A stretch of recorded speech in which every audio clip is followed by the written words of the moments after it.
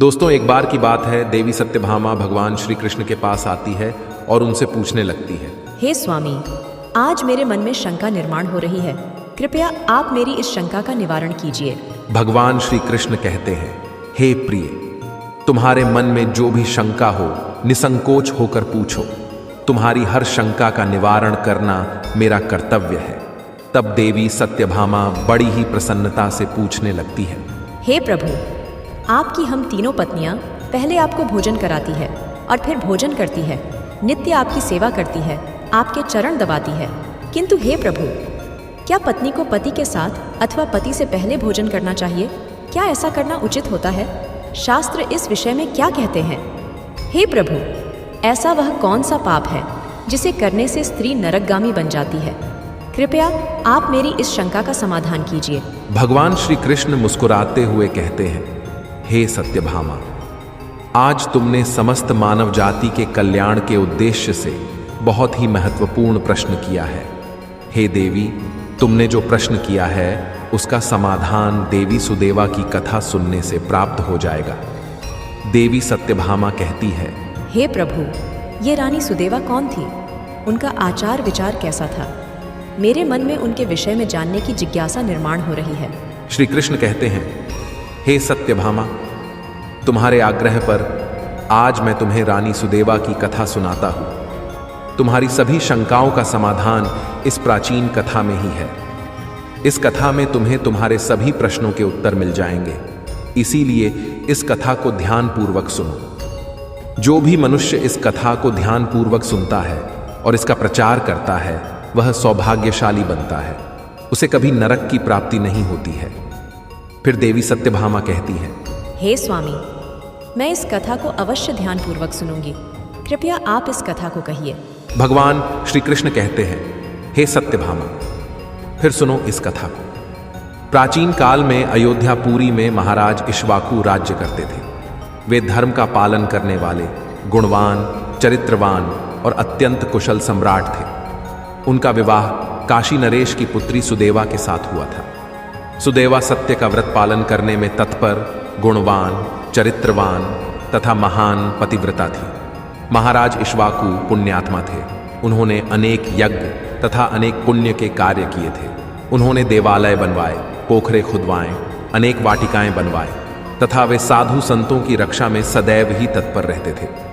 महाराज इक्ष्वाकु के नगर के समीप एक घना जंगल था। उस जंगल में एक सूअर अपनी पत्नी और पुत्र पौत्रों के साथ रहा करता था। वह सूअर बड़ा ही विशालकाय और भयंकर आकार वाला था, जिससे सभी मनुष्य भयभीत रहते थे। उस सूअर के भय से मनुष्य उस वन के मार्ग से जाने से डरने लगते थे। फिर जब यह बात महाराज इक्ष्वाकु को पता चली तो उन्होंने उस सूअर का शिकार करने का सोचा। और फिर एक दिन महाराज अपनी पत्नी सुदेवा तथा अनेक सैनिकों और कुत्तों को लेकर उस वन में शिकार करने के लिए चले गए। महाराज बड़े पराक्रमी थे। उन्होंने अनेक विशालकाय शेरों का तथा राक्षसों का वध किया था। इसीलिए वे इस भयंकर सूअर से नगर वासियों की रक्षा करने के लिए उस वन में उस सूअर का शिकार करने के लिए आ गए। जब उस भयंकर आकार वाले सूअर ने महाराज को वन की तरफ आता देखा तो वह सूअर अपनी पत्नी से कहने लगा, हे प्रिय, देखो, ये कौशल देश के महान सम्राट इक्ष्वाकु है। वे महापराक्रमी और महातेजस्वी हैं और वे इस वन में मेरी शिकार करने के लिए आ रहे हैं। उनके साथ बहुत से कुत्ते और व्याध है। इसमें तनिक भी संदेह नहीं है कि वे मुझ पर ही प्रहार करेंगे। महाराज बड़े पुण्यात्मा हैं। ये राजाओं के भी राजा है। समस्त विश्व इनके अधीन है। हे प्रिय, मैं तुम सबकी रक्षा करने के लिए अपना पराक्रम दिखाता हुआ महाराज के साथ युद्ध करूंगा। अगर युद्ध में मैंने इनको पराजित कर दिया तो तीनों लोकों में मेरी कीर्ति हो जाएगी, और यदि मैं इनके हाथ से मारा भी गया तो मुझे इस सूअर के जन्म से छुटकारा मिलेगा और मैं विष्णु लोक को चला जाऊंगा। मेरे पिछले जन्म के पाप के कारण ही मुझे सूअर का जन्म प्राप्त हुआ है। हे प्रिय, तुम मेरा मोह छोड़कर हमारे पुत्र और पौत्रों को लेकर पर्वत की गुफा में चली जाओ।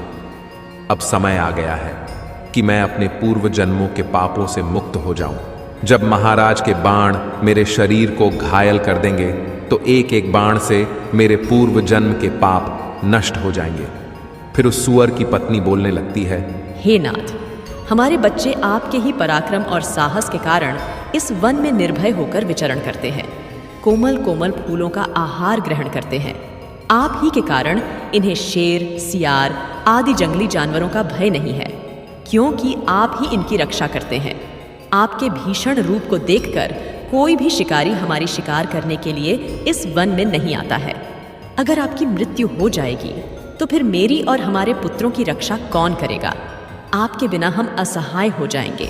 पति के बिना मेरा क्या होगा? उत्तम सुवर्ण के गहने, आभूषण, वस्त्र पहनकर भी कोई भी स्त्री पति के बिना शोभा नहीं पाती है।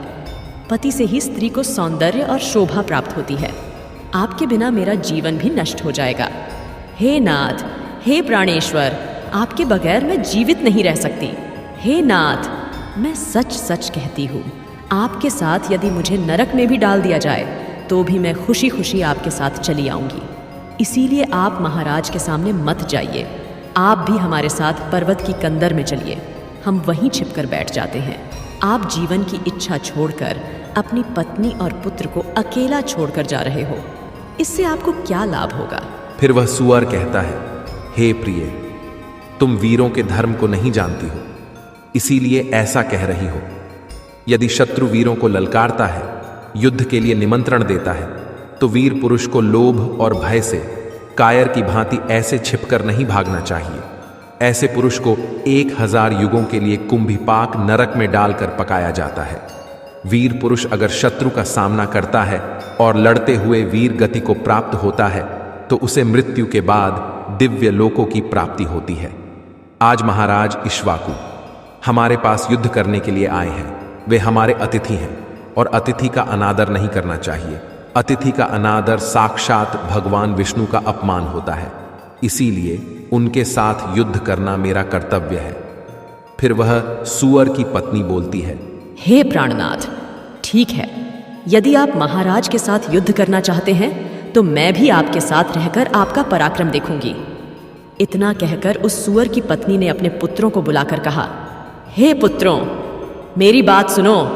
आज युद्ध भूमि में अतिथि आए हैं, उनका सत्कार करने के लिए और उनसे युद्ध करने के लिए तुम्हारे पिता जा रहे हैं और उनके साथ मैं भी जा रही हूँ। इसीलिए तुम सभी अपने भाइयों को लेकर पर्वत की गुफा में जाकर छिप जाओ।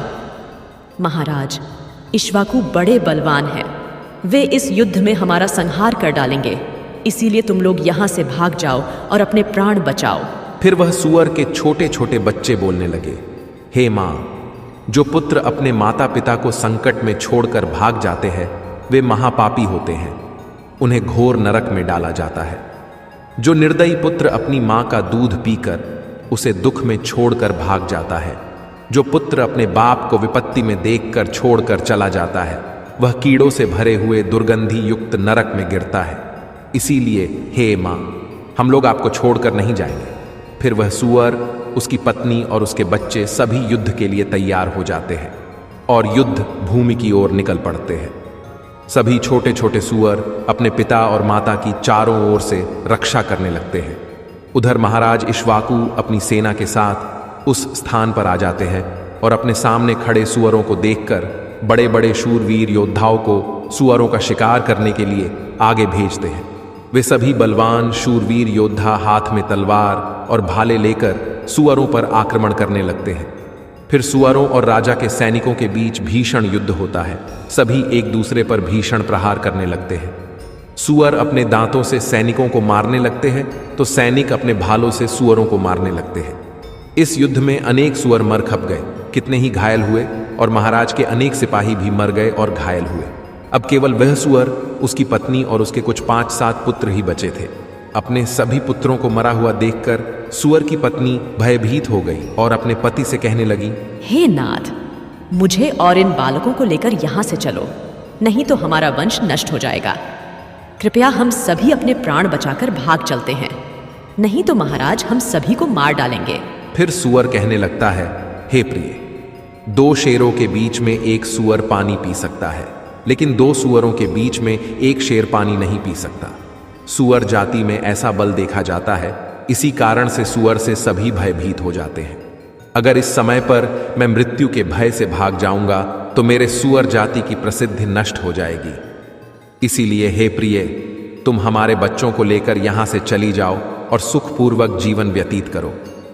इतना सुनकर सूअर की पत्नी बोली, हे नाथ, मैं आपसे बहुत प्रेम करती हूँ। आपने मेरा आदर सम्मान करके, रति क्रिया करके और मेरी रक्षा करके मेरे मन को जीत लिया है। आपसे मेरा मोह कभी नहीं छूटेगा। इसीलिए मैं अपने पुत्रों के साथ आपके सामने ही प्राण त्याग दूंगी, किंतु आपको अकेला छोड़कर नहीं जाऊंगी। फिर वह सूअर और उसकी पत्नी दोनों ही महाराज से युद्ध करने के लिए आगे आते हैं। वह सूअर भयंकर गर्जना करता हुआ महाराज को युद्ध के लिए ललकारता है। वह सूअर उसके सामने आए बड़े बड़े वीर योद्धाओं को अपने दांतों से तिनके की भांति उठाकर फेंकने लगता है। अपने सैनिकों को मरता हुआ देखकर महाराज को क्रोध आ जाता है और वे अपना धनुष्य निकालकर उस सूअर पर बड़े वेग से आक्रमण करते हैं। महाराज का एक बाण तीव्र गति से जाकर उस सूअर के शरीर में घुस जाता है और वह सूअर जमीन पर गिर जाता है।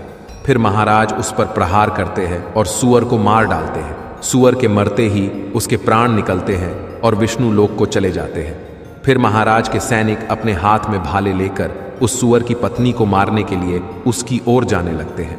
सूअर की पत्नी अपने बच्चों के सामने खड़ी हो जाती है और बच्चों से कहती है, बच्चों, मैं जब तक यहाँ पर खड़ी हूँ, तुम यहाँ से भाग जाओ। सूअर का बड़ा बेटा बोलता है, हे माता, अपने प्राणों के भय से मैं आपको मरने के लिए छोड़कर कैसे भाग जाऊं? अगर मैं ऐसा करूं तो मुझ पर धिक्कार है। मैं युद्ध में शत्रु को परास्त करूंगा। तुम अपने पुत्रों को लेकर यहां से चली जाओ। फिर वह सूअर की पत्नी बोली, हे मेरे पुत्र, मैं महापापिनी तुझे अकेला छोड़कर कैसे चली जाऊं? इतने में ही राजा के सैनिक उन सूअरों के पास आते हैं और उन पर प्रहार करने लगते हैं। सूअर का बड़ा बेटा भयंकर युद्ध करता है और अनेक सैनिकों को मार गिराता है। तब महाराज आगे आकर उस सूअर के बड़े बेटे को भी मार डालते हैं। अपने पुत्र को मरा हुआ देखकर सूअर की पत्नी बहुत क्रोधित हो जाती है और भीषण प्रहार करने लगती है। उसने भी अनेक सैनिकों को मार डाला। इस घटना को महारानी सुदेवा देख रही थी। तब वह महाराज से कहती है, हे महाराज, उस सूअर की पत्नी आपके सैनिकों को मार रही है। आप आगे चलकर उसका वध क्यों नहीं करते? महाराज कहते हैं, हे प्रिय, यह एक स्त्री है। मेरा यह वचन है कि मैं स्त्री का वध नहीं करूंगा। स्त्री का वध करने से महापाप लगता है। इसीलिए मैं उस सूअर की पत्नी को न खुद मार रहा हूं और न किसी को उसे मारने के लिए भेज रहा हूं। मुझे स्त्री का वध करने में बड़ा भय लगता है। इतना कहकर महाराज चुप हो गए। फिर महाराज की सेना में भार्गव नाम का एक बलवान सिपाही था। उसने उस सूअर की पत्नी पर प्रहार किया और उसे जमीन पर गिरा दिया। सूअर की पत्नी मूर्छित होकर जमीन पर गिर पड़ी और लंबी लंबी सांसें लेने लगी। जब रानी सुदेवा ने उस सुअरनी को धरती पर बेहोश अवस्था में देखा तो उन्हें उस सुअरनी पर बड़ी दया आ गई। उन्होंने ठंडा जल उस सुअरनी के मुख में डाला और फिर उसके सारे शरीर पर डाल दिया, जिससे उस सुअरनी को होश आया। सुअरनी ने रानी को उस पर शीतल जल डालते हुए देखा तो वह बहुत प्रसन्न हुई और मनुष्य की वाणी में बोलने लगी, हे देवी, तुमने मुझ पर ठंडा जल डालकर मुझे कष्ट से मुक्ति दिलाई है। तुम्हारा कल्याण हो। सुअरनी के ऐसे वचन सुनकर रानी सुदेवा को बड़ा आश्चर्य हुआ। वह सोचने लगी, यह तो आज मैंने बड़ी विचित्र बात देखी। यह सुअरनी तो मनुष्य की वाणी में सुंदर और स्पष्ट संस्कृत बोल रही है। फिर रानी ने उस सुअरनी से कहा, हे भद्रे, तुम कौन हो? तुम्हारा बर्ताव विचित्र है। पशु होकर भी तुम मनुष्य की वाणी में बोल रही हो। तुम मुझे तुम्हारे पूर्व जन्म का वृतांत सुनाओ। किस कारण से तुम सुअरनी बनी हो? फिर वह सुअरनी कहने लगती है, हे देवी, मेरे पति ने पिछले जन्म में गुरुजनों का अपमान किया था। इसी कारण से उन्हें सुअर का जन्म प्राप्त हुआ है। अब मैं आपको मेरे पूर्व जन्म की कहानी बताती हूँ। हे देवी, कलिंग नाम के देश में श्रीपुर नाम का एक सुंदर नगर था। उस नगर में वसुदत्त नाम के विद्वान ब्राह्मण रहते थे। मैं उसी वसुदत्त ब्राह्मण की पुत्री थी। उन्होंने मेरा नाम सुकन्या रखा था। उस समय उस नगर में मेरे जितनी सुंदर स्त्री कोई और नहीं थी। अपने सौंदर्य और रूप के घमंड में मैं उन्मत्त हो गई थी। मेरी मुस्कान बड़ी मनोहर थी। जब मैं जवान हुई तो मेरा सुंदर रूप और जवानी देखकर मेरी माता को बड़ा भय लगने लगा। वो मेरे पिता से कहने लगी, हे नाथ, अपनी कन्या जवान हो चुकी है, उसका विवाह क्यों नहीं कर देते? इसे शीघ्र ही किसी वर को सौंप दीजिए।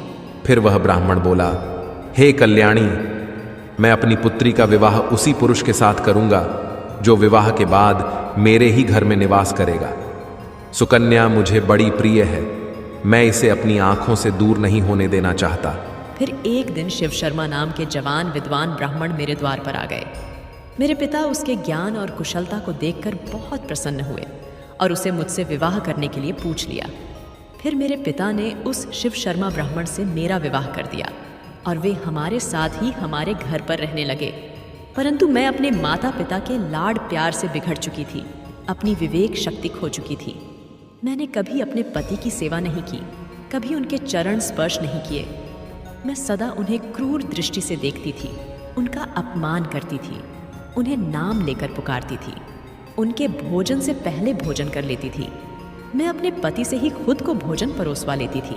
मैं अपनी मर्जी से स्वच्छंद होकर यहाँ वहाँ घूमने लगती थी और बात बात पर अपने पति का अपमान करती थी। मैंने उनके साथ कभी सहवास भी नहीं किया, उन्हें मेरे शरीर को कभी हाथ भी लगाने नहीं दिया। शिव शर्मा बहुत ही शांत स्वभाव के थे। उन्होंने मुझे अनेक दिनों तक सहन किया और फिर एक दिन वे अत्यंत दुखी होकर मुझे छोड़कर चले गए। मेरे पति के जाते ही मेरे पिता बहुत दुखी होकर कहने लगे, हे प्रिय, सुनो, हमारे दामाद हमारी पुत्री को छोड़कर चले गए हैं। हमारी पुत्री ही पापचारिणी थी, दामाद तो विद्वान थे। मैं क्या जानता था कि हमारी पुत्री सुकन्या दुष्ट और कुल नाशिनी होगी। फिर मेरी माता बोली, हे नाथ, हमारी पुत्री आप ही के लाड प्यार से बिगड़ गई है। इसे सही राह पर लाने के लिए आपको ही कुछ करना होगा। पिता के घर में रहने वाली कन्या दुराचारी बन जाती है, इसीलिए कन्या को कभी घर में नहीं रखना चाहिए, उसे उसके पति के पास ही रखना चाहिए। हमारी कन्या बहुत दुष्ट और पापिनी है, आप इसका त्याग करके इसे इसके पति के पास भेज दीजिए। इस प्रकार से माता के वचन सुनकर मेरे पिता बहुत क्रोधित हुए और मुझे कहने लगे, हे दुष्टा, हमारे कुल में कलंक लगाने वाली दुराचारिणी, तेरे ही कारण शिव शर्मा हम सबको छोड़कर चले गए। इसीलिए तेरा पति जहां पर है तू वहीं पर चली जा, अथवा तुझे जो स्थान अच्छा लगे वहां पर चली जा। फिर मैं अपने घर को छोड़कर चली गई। बाहर जाने पर मुझे लोग कुलटा, पापिनी, दुराचारिणी कहकर संबोधन करने लगे। इसीलिए मैं अपने पति को ढूंढते हुए वन चली गई। फिर एक दिन वन में मैं एक कुटिया के सामने जाकर खड़ी हो गई और भिक्षा मांगने लगी। वहां पर उस कुटिया में रहने वाली मंगला नाम की स्त्री ने मुझे देखकर अपने पति से कहा, हे स्वामी, द्वार पर एक दुखिया दुबली पतली स्त्री भिक्षा मांगने के लिए आई है। मंगला का पति शिव शर्मा ही था, जिन्होंने मेरा त्याग किया था। मुझे देखकर उन्होंने मुझे पहचान लिया और अपनी पत्नी से कहने लगे, हे प्रिय, ये मेरी पहली पत्नी सुकन्या है जो मुझे बहुत प्रिय थी, इसीलिए तुम इसका आदर सत्कार करो और इसे अपने घर में स्थान दो। फिर मंगला ने अपने पति की आज्ञा का पालन करते हुए मुझे घर के अंदर बुला लिया और मुझे पहनने के लिए वस्त्र दिए। फिर एक दिन मैं बैठकर मंगला के अच्छे स्वभाव का और मेरे दुष्ट स्वभाव का विचार करने लगी और मुझे बड़ा दुख होने लगा। अधिक चिंता करने के कारण मेरा हृदय फट गया और उसी क्षण मेरी मृत्यु हो गई।